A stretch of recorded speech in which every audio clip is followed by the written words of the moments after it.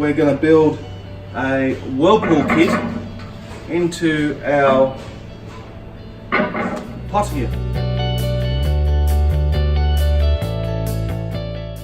This is a 36 litre vessel. We've got a dump valve, obviously a plug, and another hole here. To put in a whirlpool, we're going to put in a hole around about here. And then we're going to install a whirlpool kit. Then we're going to show you how it whirlpools. Fill this pot up and get it whirlpooling. First things first is we're going to put the hole for the whirlpool fittings.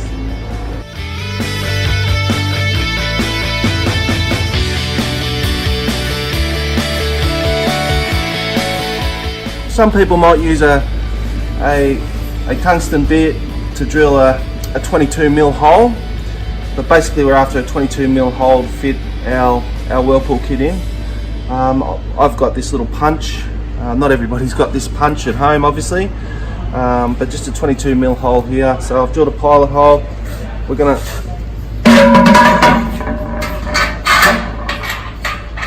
put our punch through.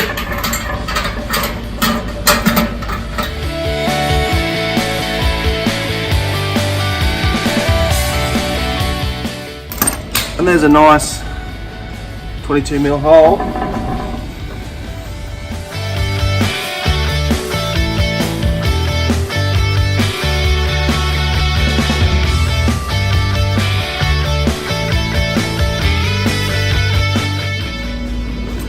What we want to do is just put some raw Stella sand around that, and on the inside, because what we've upset the surface of the stainless. So when we do that, it brings the iron to the surface and we can get a little bit of rust. So if you just put some raw Stella sand around that hole where we've done the work, just to pacify the stainless, leave it on there for 20 minutes, then just rinse it off. That'll reset the surface of the stainless, and then you're ready to fit in your whirlpool kit. So here are our parts. So we've done our hole, here's our parts for our whirlpool kit. So we've got a barb which we screw into our 3-piece ball valve. So a 100% sanitary ball valve that can be pulled apart and all cleaned internally. You wouldn't want to use a 2-piece on a boiler, because 2 pieces aren't as sanitary as 3 pieces, and you'll find that if you pull these things apart, they do get a lot of gunk in them. So what we've done with this ball valve is we've got a bulkhead. It's a flange fitting with a male thread, so it's 1 piece. So it helps us seal to the pot, seal it to the pot better. So we can seal on the outside and the inside.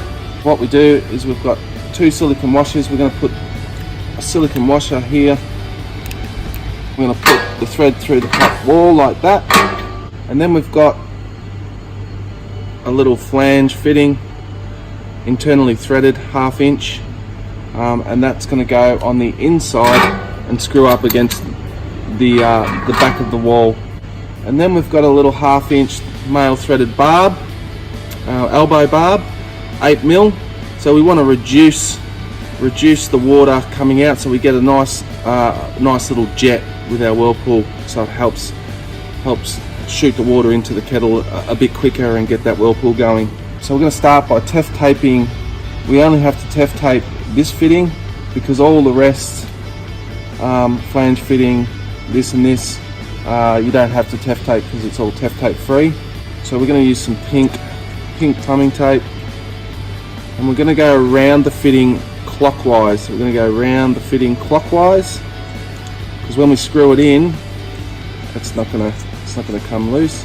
So around we go a couple of times. So we've gone around clockwise, so when we screw it in, it goes against the teff tape. Instead of pushing the teff tape and unraveling it, it goes on properly. There it is. So let's put this in. So we're going to put that into the wall. We're going to put this on the inside here. So we've got a little silicone O-ring on the inside. We're going to screw our little flange fitting in there. We're just going to do this up hand tight. Perfect. Now our little barb, we're just going to screw it on the female internal thread there.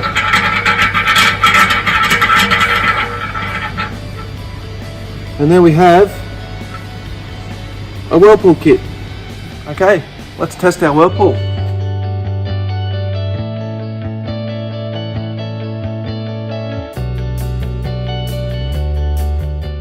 So we've got our pump all plumbed up. We've got our elbow diverted around the outside. Now let's plug our pump in and start whirlpooling.